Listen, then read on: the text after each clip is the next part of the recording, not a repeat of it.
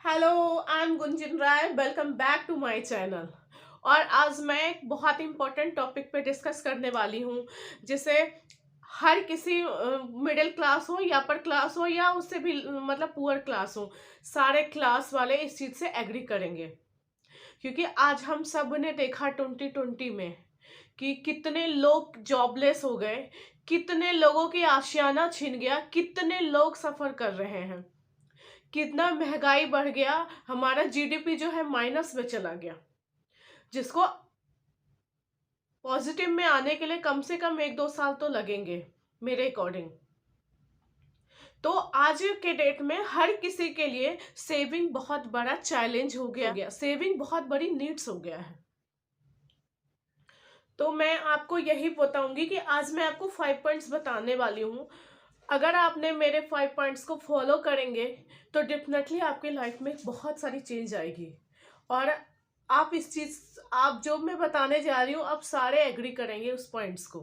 तो मैं पहला पॉइंट डिस्कस करने वाली हूँ। अगर आपके घर में कोई क्रेडिट कार्ड हो तो प्लीज आज से और अभी से उसको आप कैंसिल करवा दीजिए, फेंक दीजिए, जला दीजिए, कुछ भी कीजिए, लेकिन आज और अभी से 2021 में अपने घर से बाहर निकालिए। ये मैं कोई किताबी लैंग्वेज बात नहीं कर रही हूँ, ये मैं अपने पर्सनल एक्सपीरियंस से बताने वाली हूँ, क्योंकि आप खुद भी इस चीज़ से एग्री करेंगे। अगर हमारे जेब में क्रेडिट कार्ड होता है ना, तो ऐसा होता है ना, हमारा लास्ट मंथ चल रहा, हमारे पास बजट खत्म होने वाला हो, तब भी हमें कोई प्रोडक्ट पसंद आ गया, कोई टूर पे जाना हो या XYZ कोई भी वर्क हो, जब हमारे जेब में क्रेडिट कार्ड होता है ना, तो हम तुरंत बाय कर लेते हैं और हम ये सोचते हैं कोई नहीं, अगले महीने पे कर लेंगे। लेकिन क्या होता है, अगले महीने तो आपका बजट सेम होता है ना, और वो धीरे धीरे कब अगले महीने से अगले महीने ट्रांसफर होता जाता है। हम मिनिमम बैलेंस डालते रहते हैं और एक टाइम ऐसा आता है कि बहुत सारा अमाउंट हमारा उसमें माइनस में चला जाता है और हम उसी को पे करने में लगे रहते हैं। हमारा कोई हमारा सेविंग हो ही नहीं पाता है। एक तरह से जब हमारे पास क्रेडिट कार्ड नहीं होता है ना, तो क्या होता है, तो कुछ ना कुछ अमाउंट हमारा बच जाता है। लेकिन जब से हमारे लाइफ में क्रेडिट कार्ड आता है ना, तो हम उसी को फिल करने में हमारा बजट सारा खत्म होने लग जाता है। हम माइनस में चले जाते हैं, हम कर्जों में डूबने लग जाते हैं। तो इसे आप अपने घर से अभी और इसी टाइम रिमूव कीजिए। मेरा दूसरा पॉइंट है कैश। अगर आपके पास कैश होती है ना, और अगर हमें 2,000 5,000 का नोट हम खर्च करते हैं ना अपने हाथ से, तो डेफिनेटली ना थोड़ा सा दर्द होता है कि अरे यार पैसे जा रहे हैं। लेकिन अगर कैश नहीं होता ना, अगर हम ऑनलाइन पे करते हैं ना, तो क्या है, बटन दबाया चला गया, बुरा तो लगता है बट कम लगता है।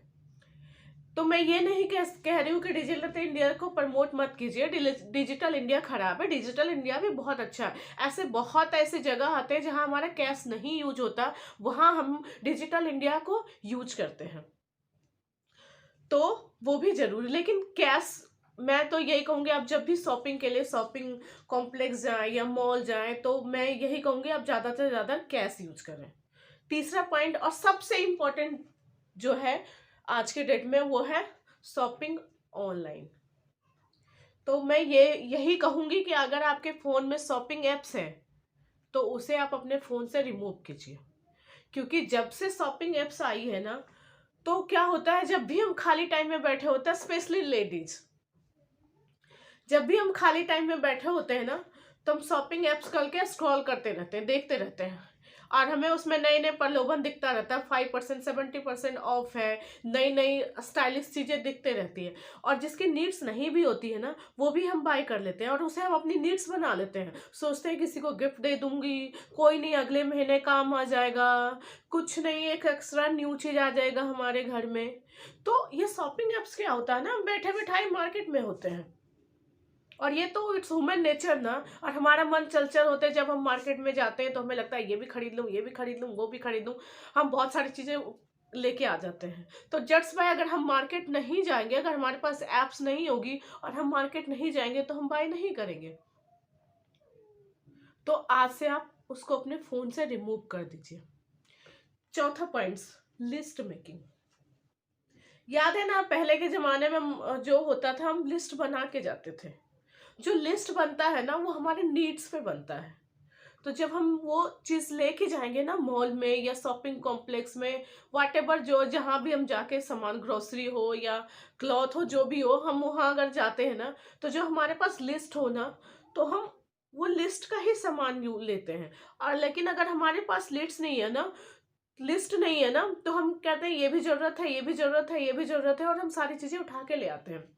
और क्या होता है, वो धीरे धीरे उससे एक्सपायर हो जाता है, यूज ही नहीं होता है, वो धीरे धीरे एक्सपायर होता है, फिर हम उसको फेंक देते हैं, या तो वो खराब हो जाता है, हम उसको वापस फेंक देते हैं। 5वां पॉइंट्स, एक मिथ है ना लोगों का कि हम पहले खर्च कर लेते हैं, उसमें पैसे बचा लेंगे, तो जो पैसे बचाएंगे वो हम अपने सेविंग में डाल दें।